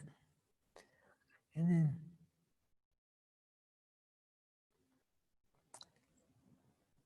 I'll say ding, the dinger's too far away, and then that means you have a full minute to kind of finish it off, so you're not caught in the middle of a cycle.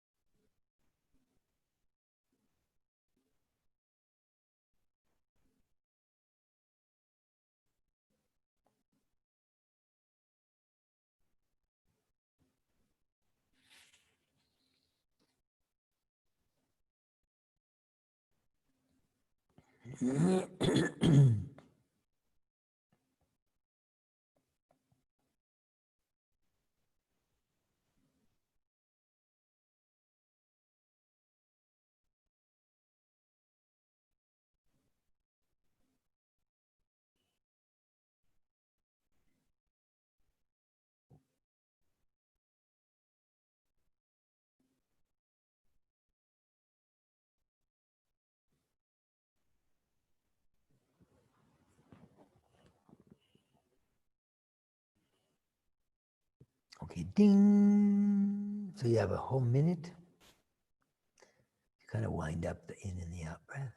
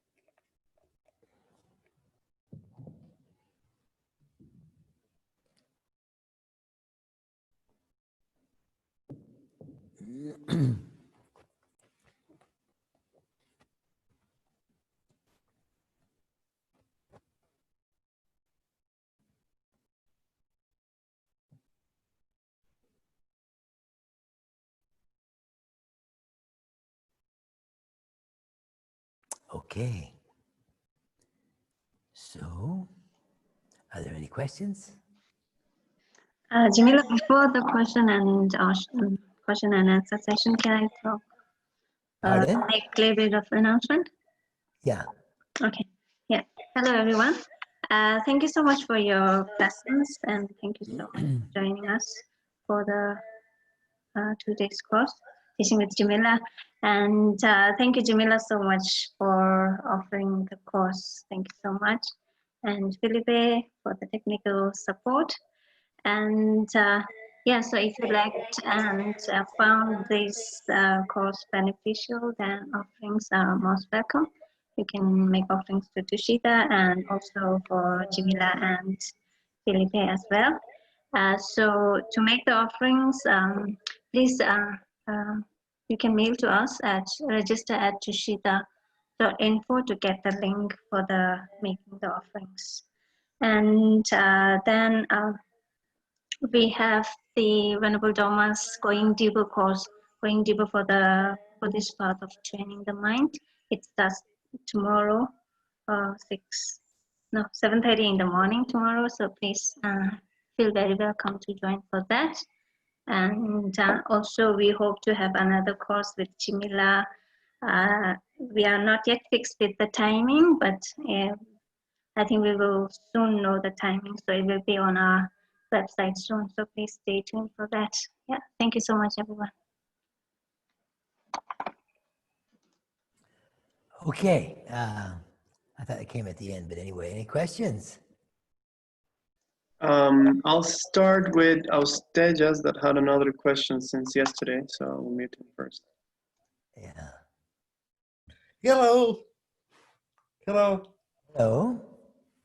I want to ask, so monastic life for me is so beautiful, and I myself have aspirations someday to become a man. And I want to ask a question: why you left monastic life after so many years?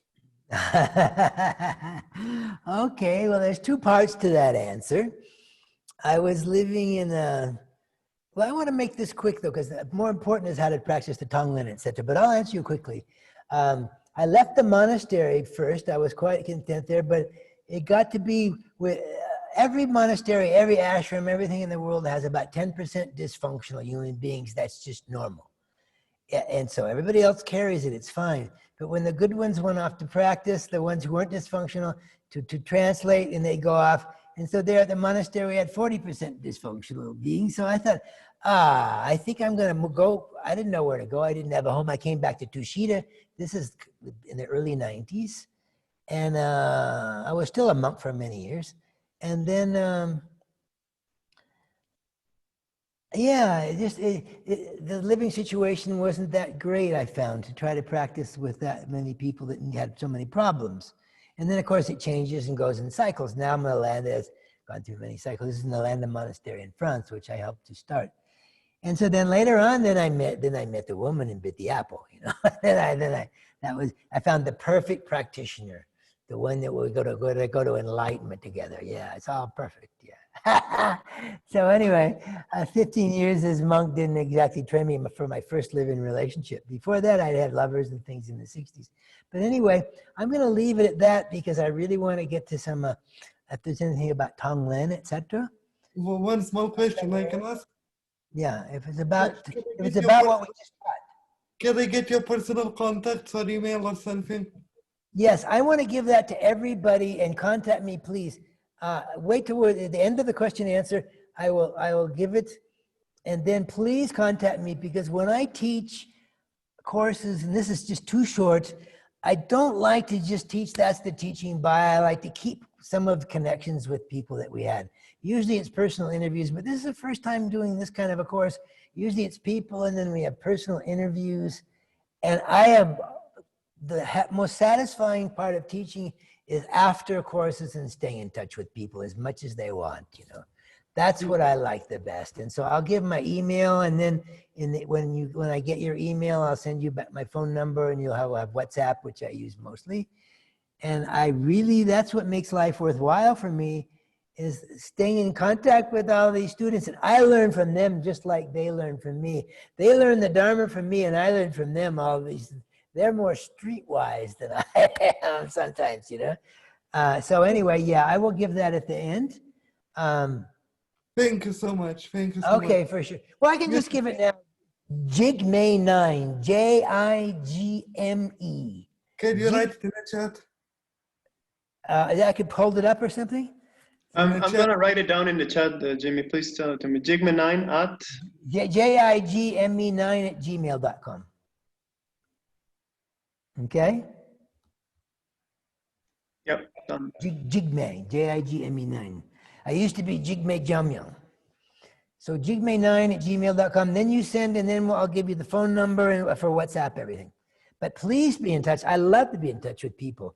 It's harder to remember people. Yeah, you were the one who was on the screen, this and that. Usually we have personal interviews, and I have some lifelong friendships that I maintain with students now, you know, like that. I really love it. And I consider equals. I'm not the all-knowing one. We learn from each other. So anyway, are there any other questions with respect to the practice or anything? We have one, Padmaja. Who is that? That's Padmaja. Can you hear me? Yeah, okay. Yeah, I can hear you. I can hear you now. I can even see you. Your teachings have been very, very refreshing, and thank you for being so honest. I think that's very, very important, especially to be able to connect with the youngsters today, and probably older guys. My question is related to Tonglen, and that is that when we are practicing, there are times where we can connect, and then there are times where we don't connect. But when we are not connecting, is there a way to establish the connection while practicing Tonglen? And does it only happen in a particular time? I'll give you an example. The Tonglen practice comes from something called the 7-point mind training, right? And the 7-point mind training, there's more beautiful translations and commentaries to that, and there's maybe 15 in English and 4 in German, 3 in French. But for one of them is the one by Trungpa Rinpoche, who was quite controversial, but he could really get things sometimes as well. He gave one, and it's called Changing the Mind. And he says, he says 7-point mind training, it's just like choiceless awareness of what to meditate on, whether it's good, bad, or indifferent. And if you're doing shamatha, vipassana, you just look at it. And he said, if you think this practice is, you're sitting here bored to death and you think this is a pile of crap, he says, breathe that in and breathe out light. It's so beautiful. Anything, that you're bored, you're upset, you can't find anything, breathe in that and send out light. It's like you can almost make anything the object of that meditation, but that doesn't get away from what you're saying. There's many practices, and sometimes some are more appropriate for us than others. And by having a whole repertoire, the beauty of the Mahayana is we have many practices, many practices. And then when you get into the Tantra, the Vajrayana, sometimes the best thing is just to do mantra. It's just to do mantra. The next course I'm going to give is we're going to get an introduction to Tantra. It's supposed to be coming up, the one I mentioned. And so there's a whole range of things we can do. We can practice every minute, but it doesn't have to be intensive. We're going to do Tonglen. We can do other things. Just try to be more aware. Remember kindness. Remember things. There's lots and lots of things that we can do all the time. And the beauty is sometimes with the Tantras, it's like Tantra, the actual real name for Tantra is Mantrayana, mantra. Mantra is manas for mind, and tra means to protect the mind. And to protect the mind from what? To protect it from ordinary appearance. And there's this vast thing about deity yoga where we become Tara, etc. Wonderful stuff. I love it. It's the essence of teaching for me. And so, but sometimes this fundamental mantra, because transforming the mind from ordinary appearance means transforming thought. Because we're thinking, he did this, she did this. Lamayesh used to say we go around we doing the good, bad mantra. We judge everything, just good, bad, good, bad, good. We get caught in things there's no way they're related to Tonglen or anything else. We're just distracted. So we just go back to simple mantra, and that fills the mind with a mantra instead of garbage thinking. It's just such a simple trick. Think Om Mani Padme Hum instead of thinking he did, she did, whatever, Give it a break.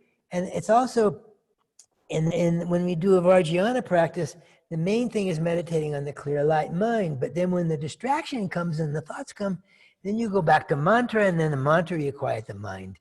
So like in Satipatthana, what they call Vipassana, some people, they say, let the thoughts go, just let it go. You thinking, remembering, you can gently label and let them go. But sometimes this is another method where you transform the thoughts into mantra. So there's so many different methods we can use. And sometimes you read a verse of a poem or something and it just, your heart opens. And then we have enough things in life where we will, I haven't read that poem for a long time, or I haven't listened to that song, whatever it is, something really opens us up.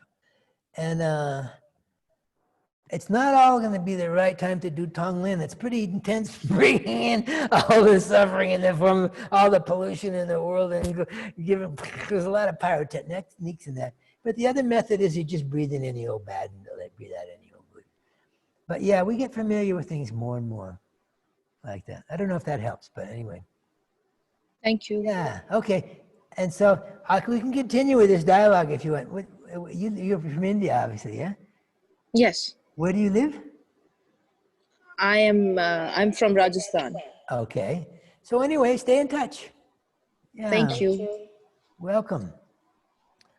Yeah, India is my home, Mahabharat. Any other questions? Yeah, we have Payal now. Ayan? Yes, sir. This is Payal. Hi. Hi. Hi. So this is my first time hearing you, Yeah? and I'm so glad. I mean, your teachings go right away in my head. They It's very go, easy. they go over your head? No, go in my head. Oh, Yeah, not over my head. Yeah, it was really enjoyable. So I just started kind of formally practicing compassion meditation. Okay. Yeah, and I would say that I felt pretty strong, like a physical sensation in my body, like a pain, or not a physical pain, rather feeling of a pain. Uh, uh, in the heart area, in my the main body trunk area, you know. But I'm not sick or I don't have any conditions. So just during the meditation, I felt this strong. It kind of scared me a little bit, to say the least. So you were So meditating on others' pain and you felt the pain within you, or just you were generating compassion? May all beings be free of suffering? rather, it's like taking others' pain. Taking others' pain. Okay. Well, yeah, we have to go slowly with some of these things because some people think right away that they'll do Tonglen and they'll think, oh, I'm bringing in all this garbage and I can't get it to the black spot and I'm taking it in, and then it's pretty creepy feeling, you know? But anyway, yeah, it's, then you can just breathe in any old bad, breathe out any old good, but sometimes we just have to back off a little bit with any kind of meditation. Go back to meditating on the breath. But somehow, if we're not specifically taking on the pain, we can still generate compassion for all the people who are suffering, you know? Taking on the pain is a strong one. But in this case, I was taking on the pain and giving it to my pain, you know? That's the, giving it to the, because all of our pain comes from self-cherishing. I mean, there can be just physical pain, etc., but worrying about it and feeling, most of the suffering comes is from the self-cherishing mind. Oh, my pain, etc. I'm not saying that's the case, what you're saying there, but often something that's we'll make a big deal out of it and we'll worry about it and we'll make it more and more and more and think about it in that sense, instead of being able to let it go a little bit. And so, in fact, fundamentally, pain is empty. Let me give you a primal example of practicing. When you practice, have you practiced ever Satipatthana, where you just sit and you watch your breath and you're supposed to just stay with the breath, in Vipassana they call it? Yes. And so then, okay. And in the one method, they'll say, when there's something so distracting, then you should gently, mindfully move your attention to that thing. Yeah, right? And almost always it's pain in the knee. You're sitting there and you're going, and there's a pain in the knee, and you think, I'm really going to be crippled if I keep on with this. My knee, it feels like it's got knives going through it. It's horrendous pain. And it's really serious. So you bring your attention to the pain in the knee and you observe it with mindfulness. And if you understand a little bit of what the sense consciousness is, the only thing, pain is a concept that's labeled to the pain, what's going on. Sense consciousness only has a few the objects of sense consciousness are only sharp, dull, hot, cold, rough, and smooth. That's it. That's all they can know. So what you're feeling is a sharp or a dull or whatever, and you're labeling on that pain. And it's like, so you think, I have a pain in my knee, a pain. And then you look at it with your mindfulness, and then that sharpness starts becoming all of its little parts and kind of dissolving. And lo and behold, we don't feel anything anymore in terms of pain. So once we labeled it pain, it's like, oh, I have pain. I have sat at a concert on a wooden floor, cross-legged for 3 hours listening to some fantastic band and on a wooden floor. And I got up and I realized I was almost crippled, but I didn't feel any pain the whole time. But when Goenkaji says we're going to sit still for 1 hour and not move, oh, I thought definitely I was crippled. So the mind is tricky. So when we observe things, we can see, this is the beauty of understanding that what are the objects of the 5 sense consciousnesses. There's no such thing as pain in the knee. There's only a hot, cold, rough, smooth. Then you realize that that's all that can be there. So studying the Dharma in that sense, mind and the mental factors, very useful. Very useful. So anyway, I hope that helps. Is there anything else? Anybody else? Yep. Anyway, stay in touch. We'll continue the dialogue. We have one from Kapil. Kapil? Okay. Hi, Jimmy. Hi. I have a question. A lot of times when we ourselves are suffering, how we can recognize others' sufferings while practicing Tonglen? How can we recognize others? Sufferings, because we inhale other suffering, Yeah. and we exhale out positive feelings to them. Yeah. Right? Yeah. But when we ourselves are suffering, let's say I'm going through maybe a breakup or something like that, and I'm Yeah. very much in pain, then a lot of times we are not able to recognize anyone else's suffering but our own, basically. Well, I discovered it as I described. Tonglen never worked for me. And I was feeling it so bad, I was practically dysfunctional. And it just occurred to me. And it should occur to me because every song is about suffering. That one particularly. Every song, every poem, every movie is about that. And I just recalled, and I went, oh, poor me, I'm feeling horrible. And it's always poor me when it's so bad. You think of that, okay, it's just like, and then I just thought of all the other beings that are suffering. It just came and it worked like that. I don't know.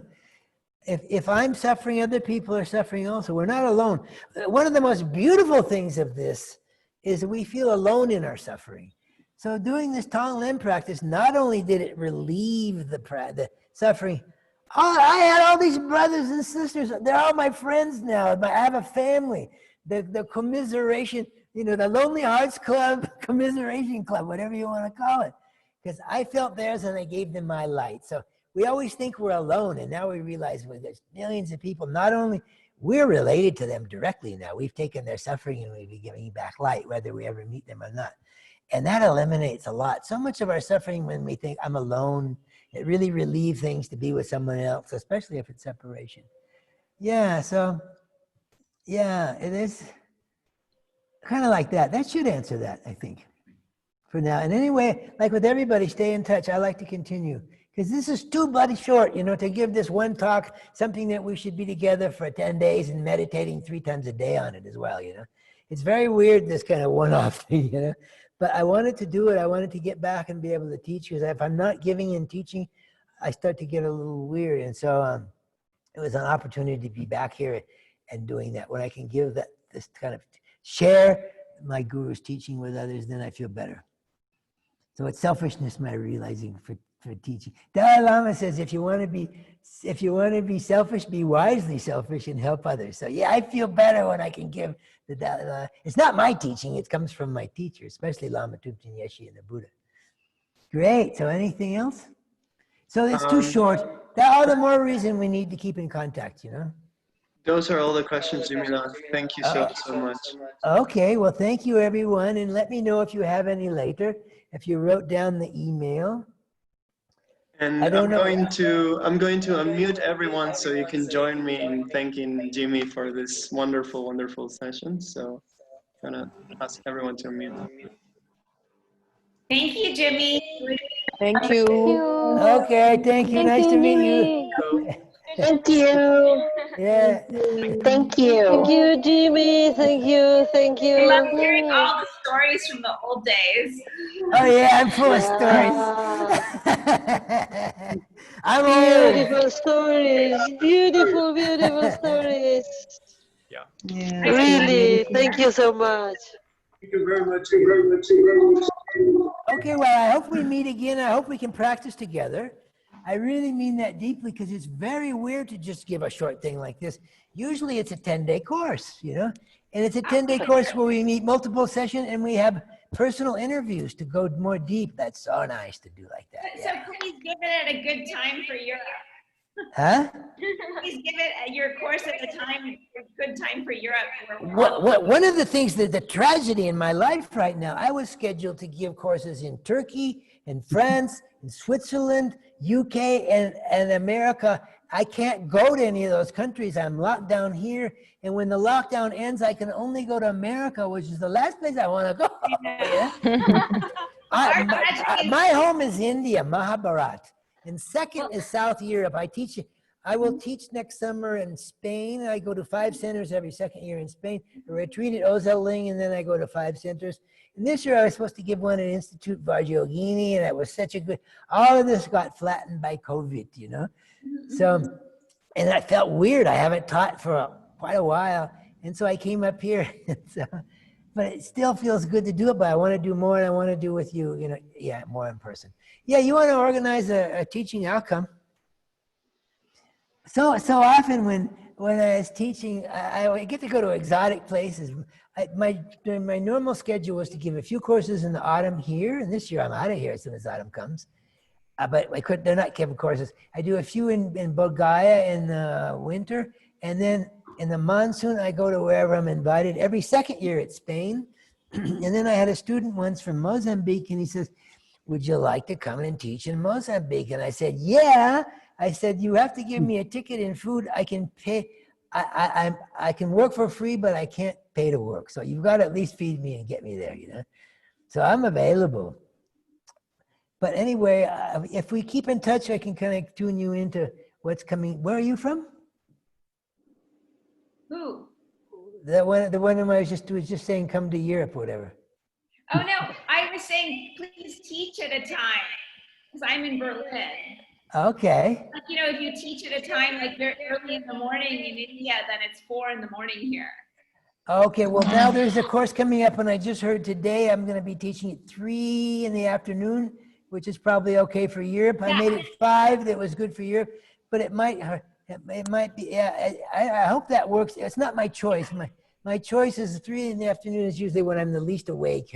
And I'm used to teaching 2 times a day. It's a very strange experience for me, so forgive me working with this media. But yeah, I'm going to be giving a course, and a lot of this is going to be repeated because it's an introduction to Tantra.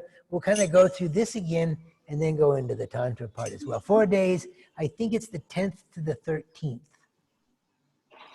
Coming up in Berlin.